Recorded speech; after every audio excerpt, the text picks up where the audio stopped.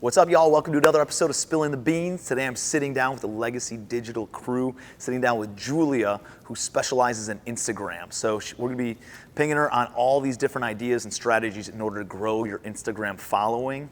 You're going to love this episode. Let's go sit down with Julia.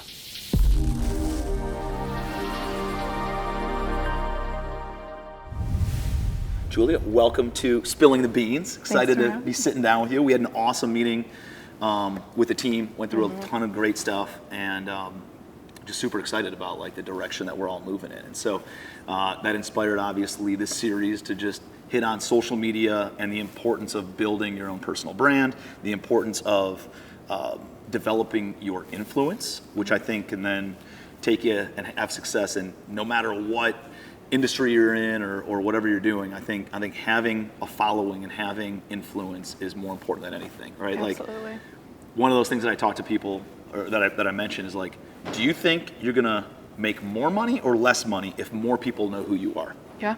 Like it's 100%. so basic of a concept. It's like, do you think you can raise more money or less money if more people know who you are? Do you think you can sell more books or less books if more people know who you are, right? Do you think you can have more clients or less clients if more people know who you are? And that's the basic premise of building a social media following. So I'm excited to be sitting down with you and diving into the Instagram side of things. But before we do, I want to know a little bit more about your backstory. So tell me about like how'd you get into the social media realm and marketing and become the go-to expert for Legacy Digital on Instagram? Yeah, absolutely. So I'm from Detroit, Michigan. I went to Grand Valley State University and actually got a hospitality major. I went into hospitality because I traveled down to Charleston ever since I was a little girl, fell in love with Charleston as a city and just Southern hospitality. I actually wanted to be a wedding planner and do events. And I absolutely loved it. For my degree, I was required to do 3 different internships, and they all had to be different, and they were usually the summer of college.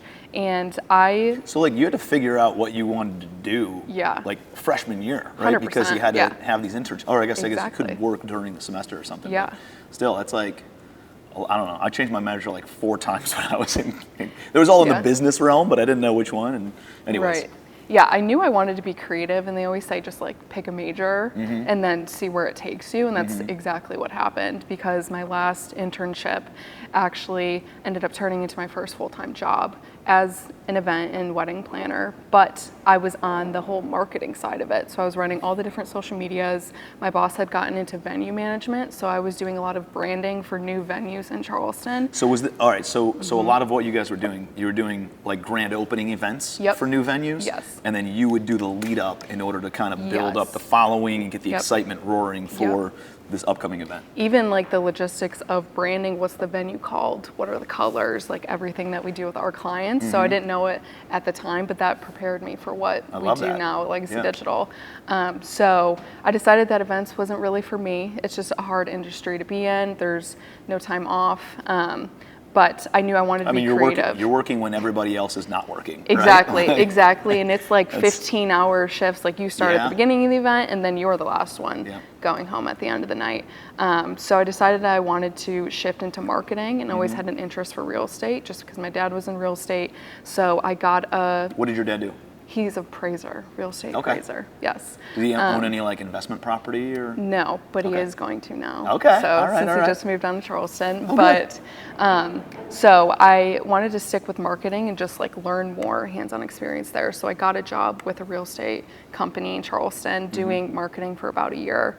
I actually learned a lot about like podcasts and just the whole just basic of marketing, CRMs, all the backside of things. And then I found Legacy Digital and been here since. Awesome. So what was it that attracted you about Legacy Digital and Q and the team and what they were doing?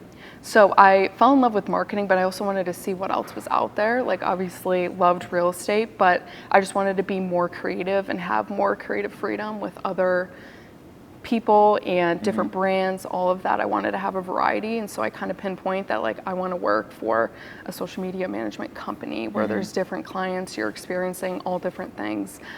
So I actually found the job on LinkedIn because it was like promoted, and I was like, you know what, I'm just going to give it a shot, and met with Abby and Q and fell in love with just everything. And they were like, this is a startup company, like are you in it with us or are you not? And wouldn't have traded it for the world. I've never love been it. around such a group of powerhouses. Like, it only used to be me, Q, and Abby for like months, and then we grew our team, and it's just insane what we're capable of now with our size. I think like I think that's a good point from a business owner perspective, right?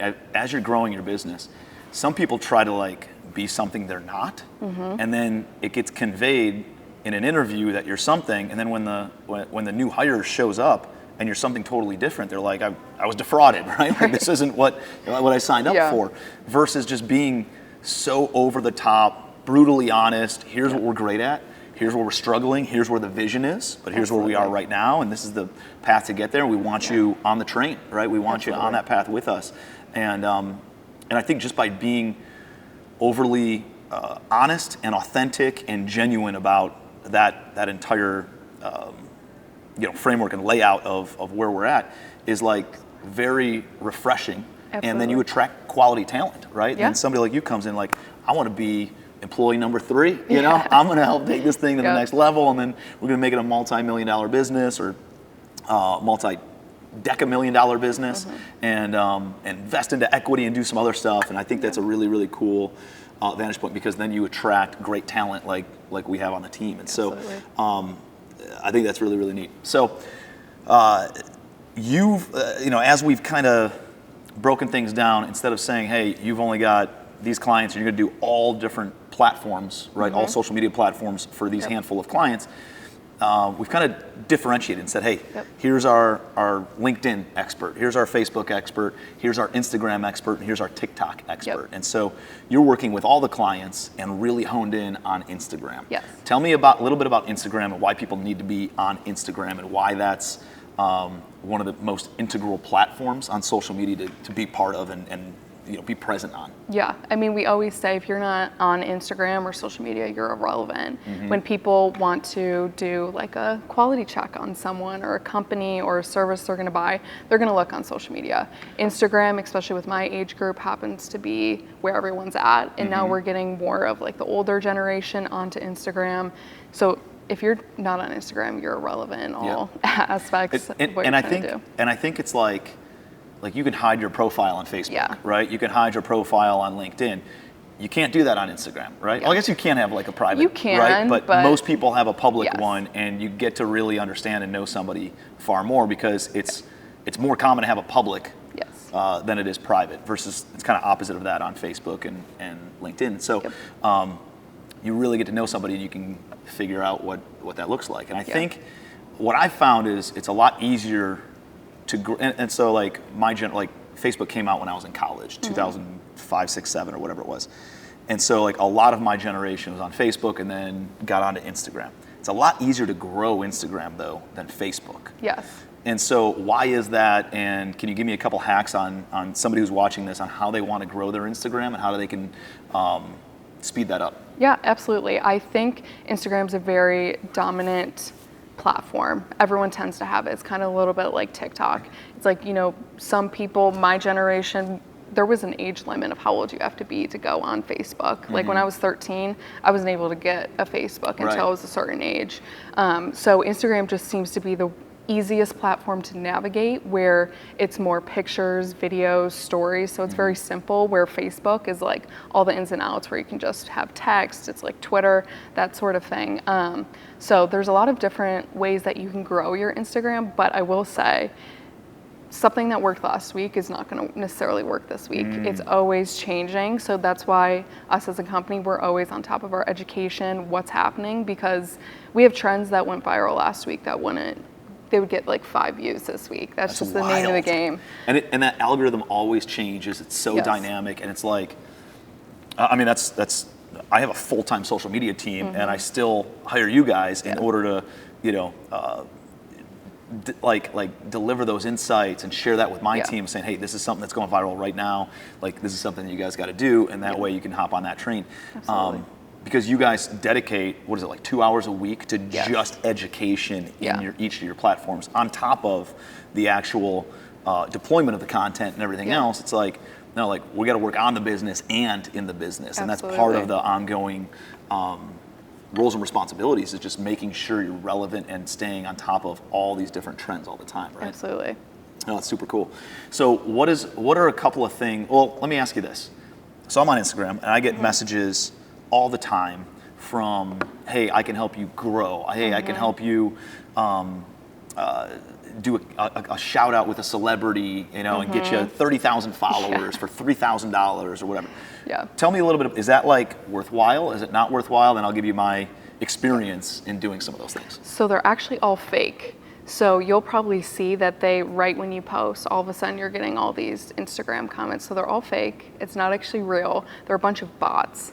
So the best thing to do is actually block them or delete them from your comments. And that you'll get to a point where they just like stop showing up less and less and less. Are you blocking?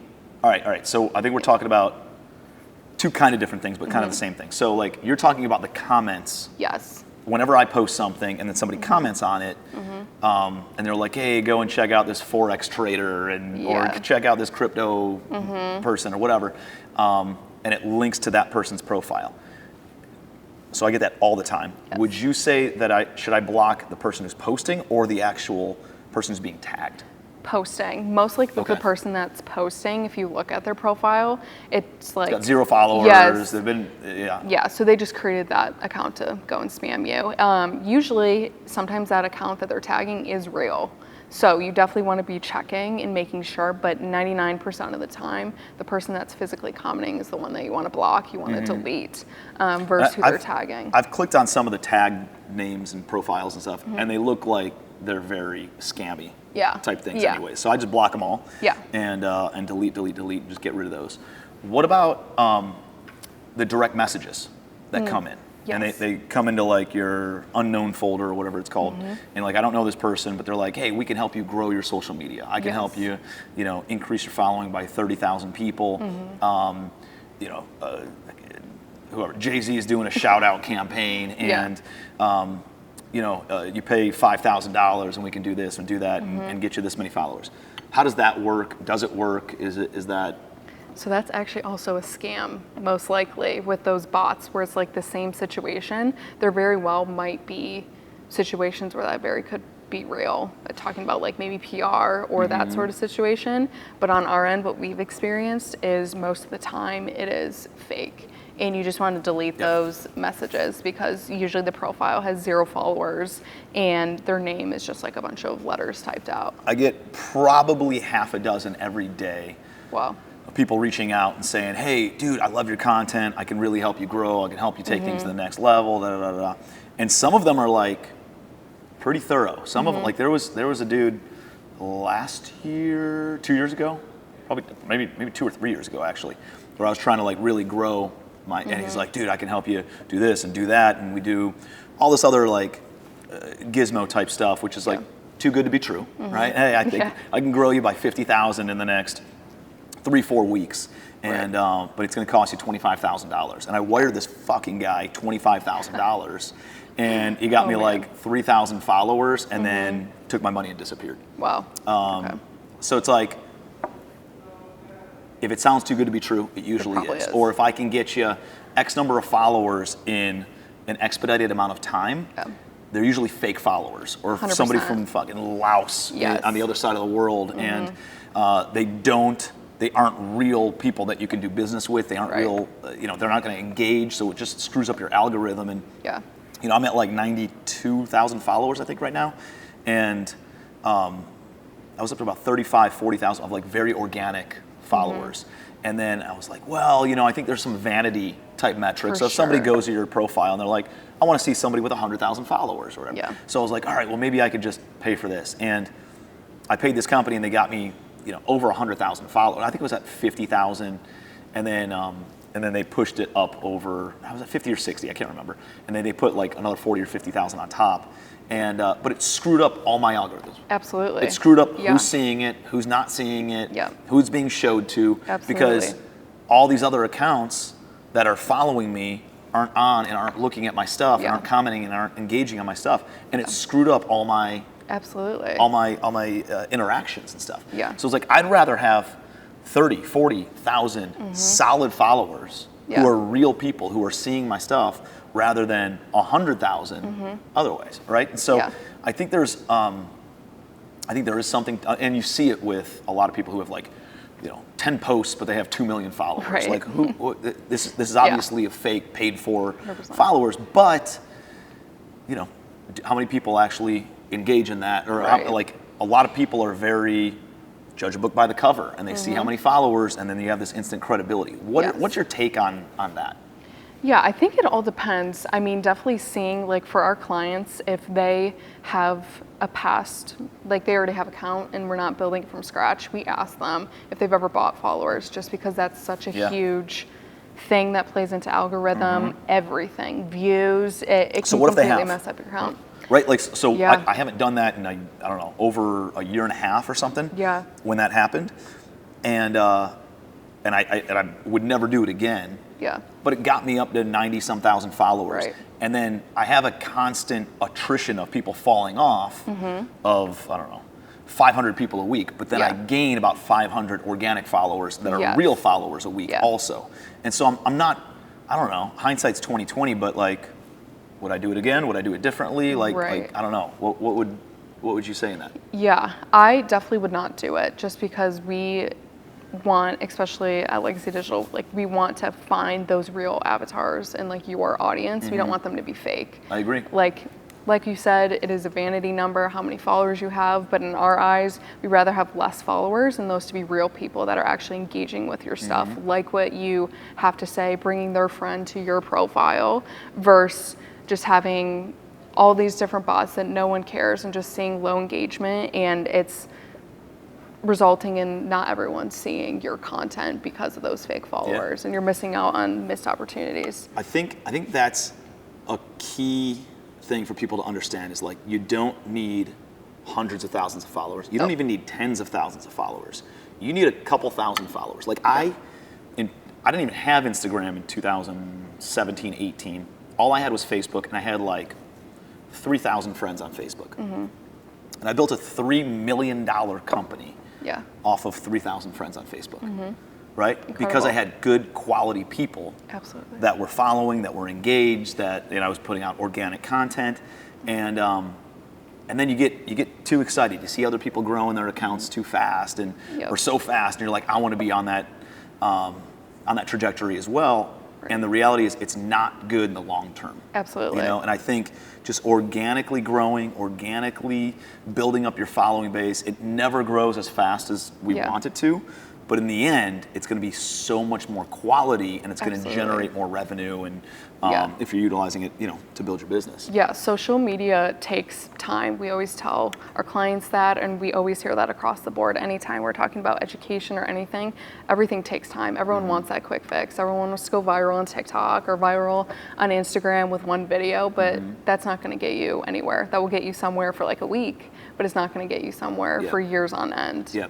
And I think to that point, it's like people think I can make one video and it's going to go viral. Right. No, it's like quantity leads to quality, right? So you just need to be putting out. You never know what's going to go viral.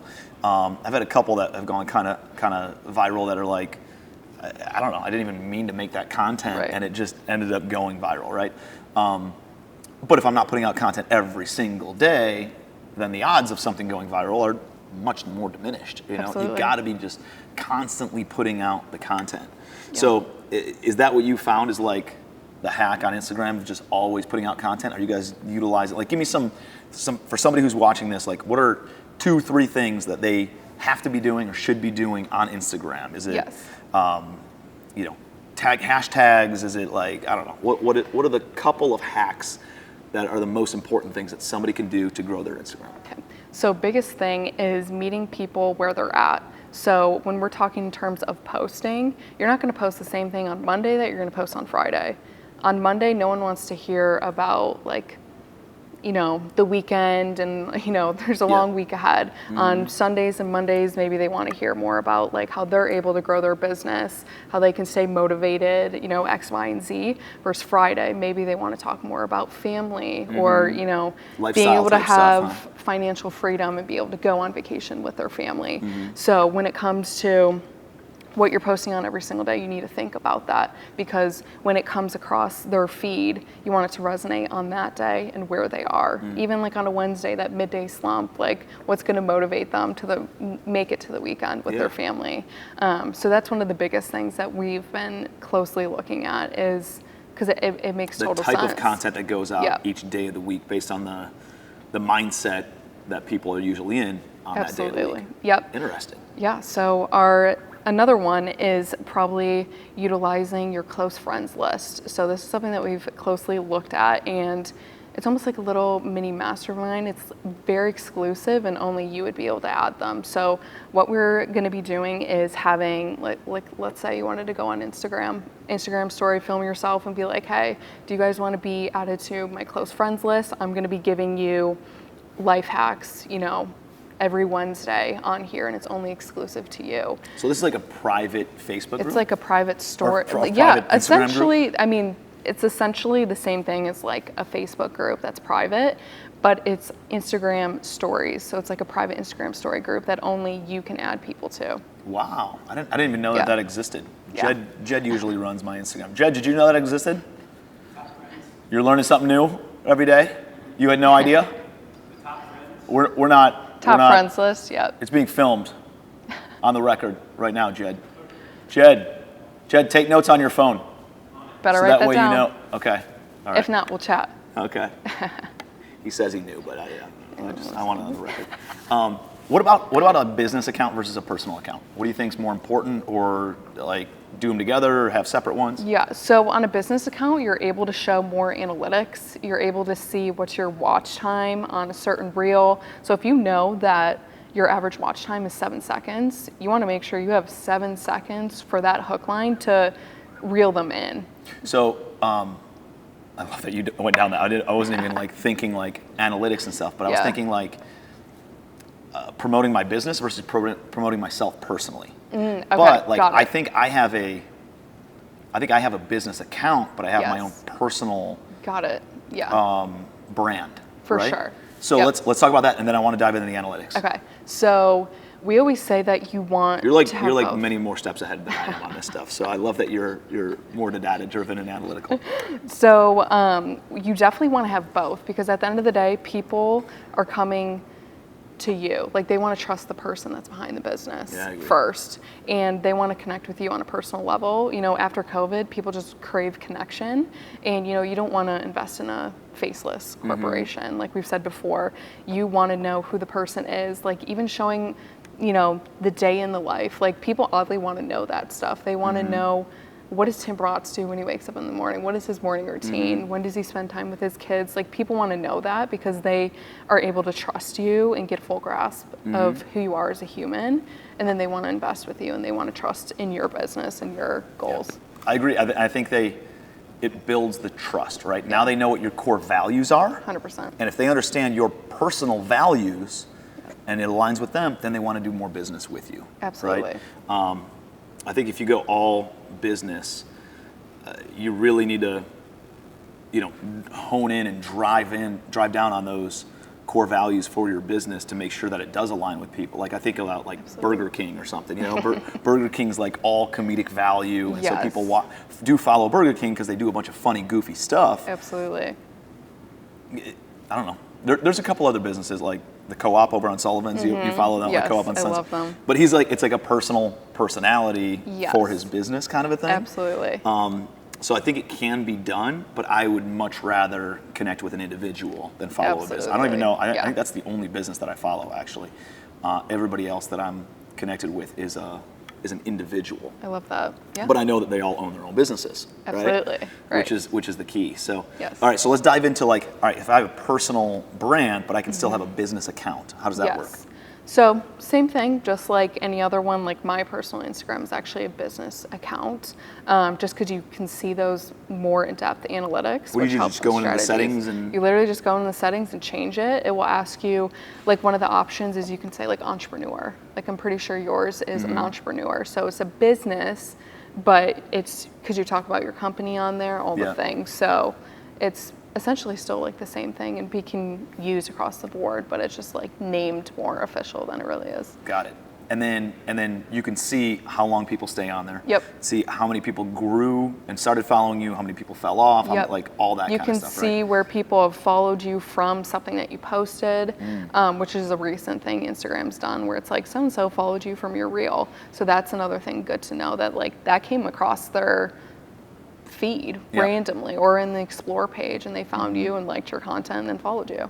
So tell me about, and we'll wrap with this, but tell me about the Explorer page and how to like get on there and how to have other people who aren't already following you or aren't following somebody who maybe shared your content. Like, how do we get random people who have similar interests Yep. in real estate or in cooking or in whatever the industry is?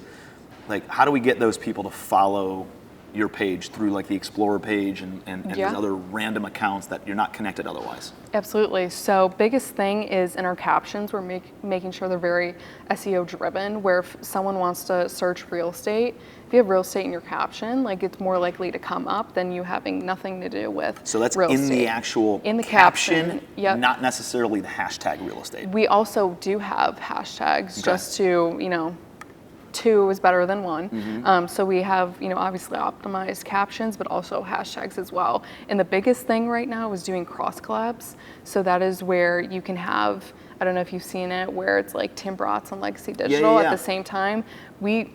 If you are not utilizing that, you need to do it. And they just added where you can now have up to, I think, to like 3 or 4 cross collaborations. Really? So that brings, like, if we were to do a cross collab, all of my followers get to see your account and people are going to go and follow. We've seen a ton of like real follower growth from that, and they're more likely to come up on the Explore page and just across other people's feeds that wouldn't necessarily have done it otherwise. I love it. I love it. Great takeaways.